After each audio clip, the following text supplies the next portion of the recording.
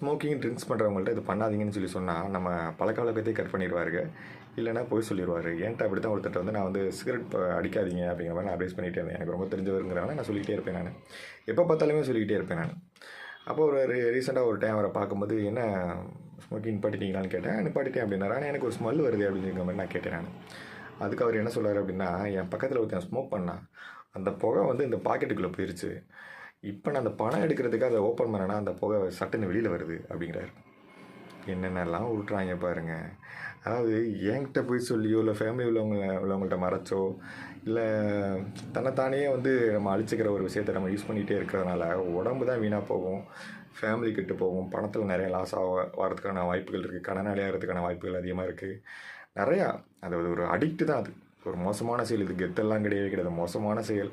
அது பழகாத வரையும் சந்தோஷம், பழகிட்டால் மிகப்பெரிய ஒரு செல்ஃப் கண்ட்ரோல் வச்சு அதை நம்ம ஸ்டாப் பண்ணிக்கிறது ரொம்ப நல்லது.